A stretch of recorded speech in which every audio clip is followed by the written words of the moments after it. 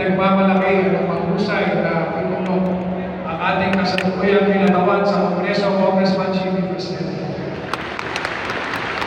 Ang ating mga kasamang naglilingkod sa Sangguniang Lungsod ng Muntinlupa, isa-isa po ang ating mga konsehal, Councilor Attorney Reggie Tito, Councilor Pati Cati Moncayo, Councilor Orlando Pilon, Councilor Tano Pondes, Councilor Beto Sevilla, kasama po natin sa Sanggunian, at ang mga pinuno ng tanggapan, si Ma'am J.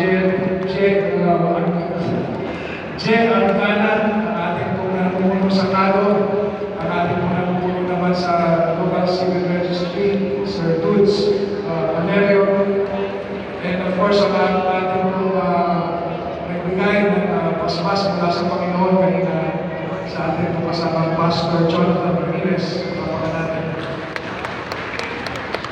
Sa lahat po ng ikamasal, handa na ba kayo?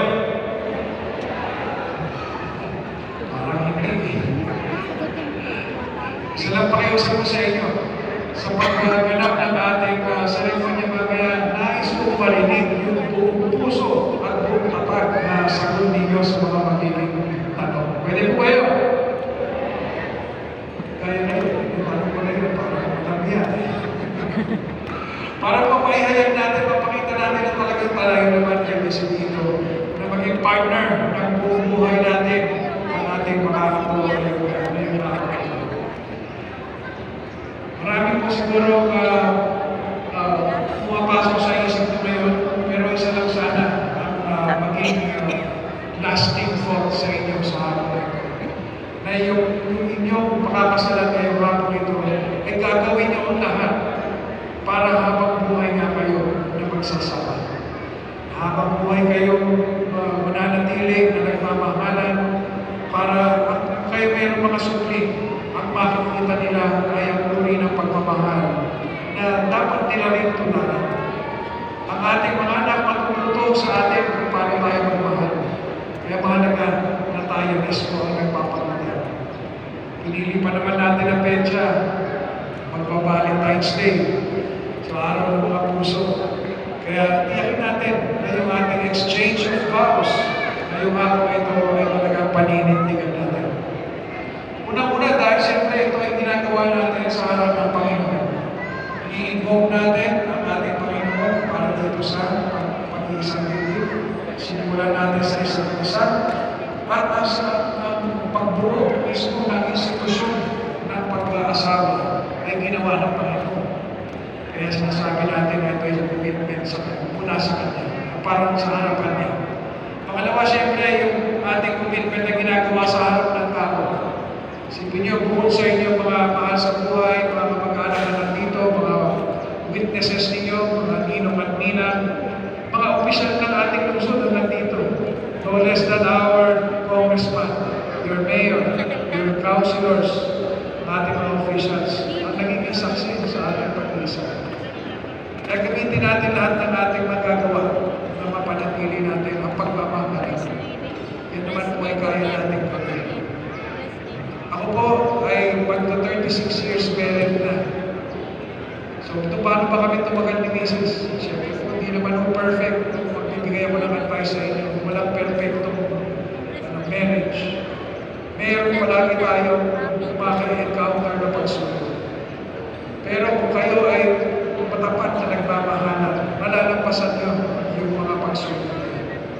Kung tayo ay marunong umunawa, tayo ay marunong magbigay ng daan para po sa ating partner, malalampasan natin. Pride lang naman ang umaharap. Pagka tayo ay masyadong may pride, talaga hindi tayo magbibigat. Pero kung pareho na nagbababa ng loob, dahil ang pinibigyan ng kahalagahan ay yung pagsasama, malalampasan yung mga pagsunod. Siyempre, iba naman ang sitwasyon ng bawat kapon. Iba rin ang sitwasyon ninyo, pero sana makakuha kayo ng inspirasyon sa mga tao na maaaring maging mahuwaran ninyo sa pagiging mag-asawa. Hindi pa kayo sa kanila, yung mga napili ng inyong partida, yung mga kakilala ng mga matagumpay ang pag-asawa. sa ating papasukin ngayon, may malalim na obligasyon tayo, legal at moral na obligasyon. Sana po, sa mamaya, pagka tayo ay kailangan ng sumagot at magsalita, iparinig natin ng malakas yung ating mga salita. Pwede po ba? So, maaaring tayo na ay pumasok ngayon sa proseso ng ating pagbibigay ng tumasbas sa inyong pag-iisang pilihan. Bilang paalala, ang pag-asawa ay isang legal na kasunduan. Kaya tayo may pinipirmahan ng dokumento, legal na kasunduan at obligasyon.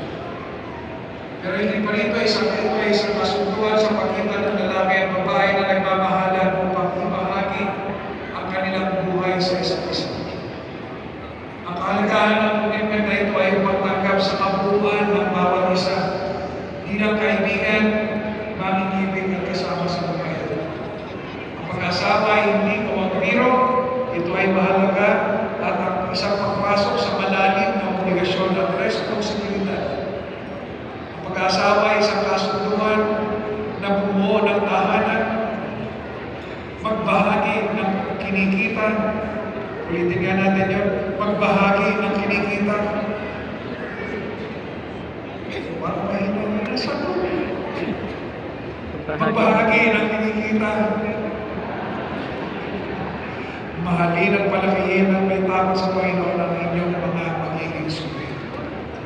Ang pag-asawa ay hindi madaling gawain, nangangailangan ito ng masusing dedikasyon upang tumagal ang pagsasama. Ang pag-asawa rin ay katulad ng isang diamante na nanggaling sa lupa. Hindi lamang puno ng kagandahan, kundi nag-uumapaw ng kagalingan at katsagaan na siyang nagbubuhis ng pinakamahalagang patungiyas na pagmamahal. Hindi tulad sa diamante, sa diamond. Alam niyo po na yung diamond ay hindi naman siya nagsisimula na diamond. Nagsisimula siya na isang ordinaryong bato.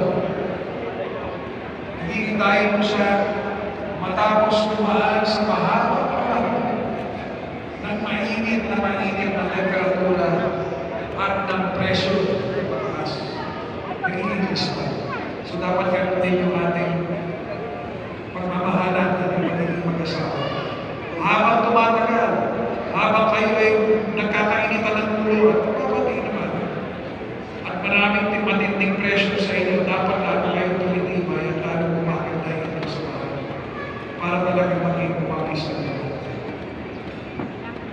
Ngayon sa lugar na ito, pinahagis na ito sa inyo ang ilang mabagay na ito upang manatili at tumagal ang inyong pagsasama.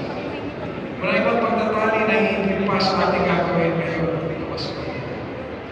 So sa puntong ito, aanyayahan po ang mga kakasal na maaaring tumayo.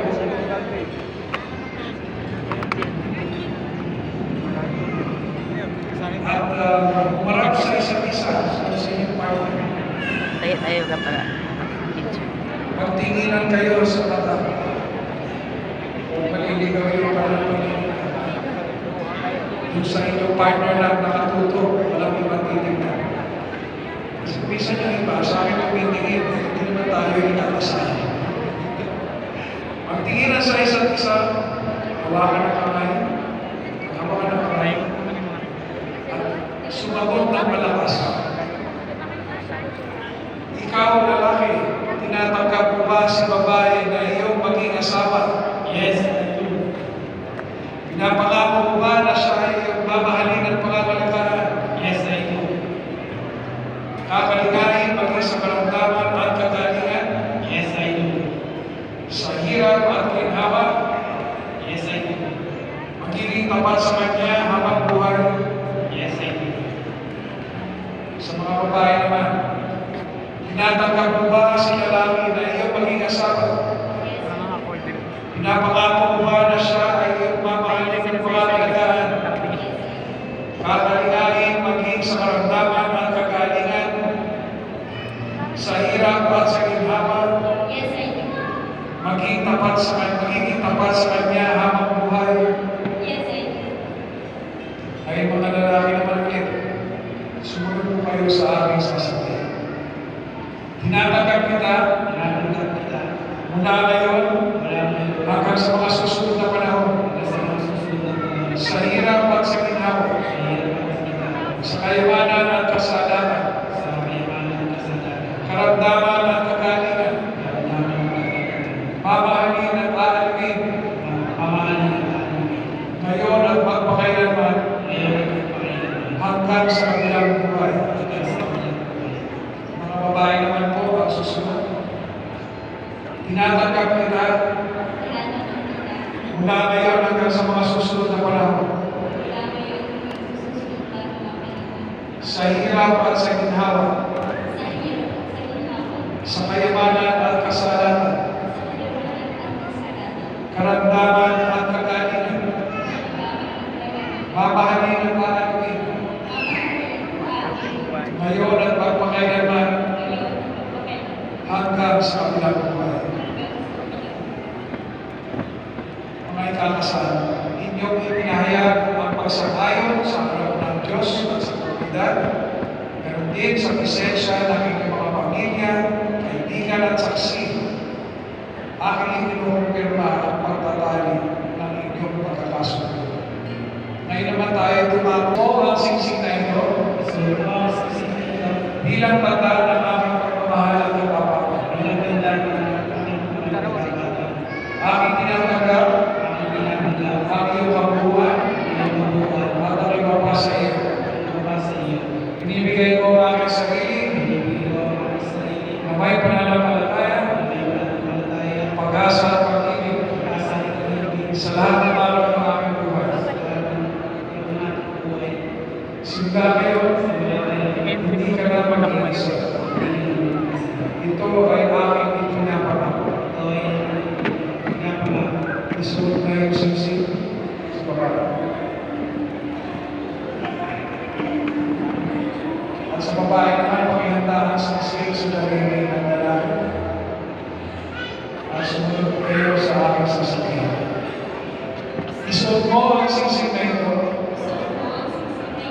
bilang tanda ng aking pagmamahal at kapapagod. Aking tinatanggap ang iyong kabuuan at iyong papasayo. Binibigay ko ang aming sarili na may pananampalataya, pag-asa at pag-ibig sa lahat ng araw ng aking buhay. Simula ngayon, hindi ka na mag-iisa. Ito ay aking pinapangako.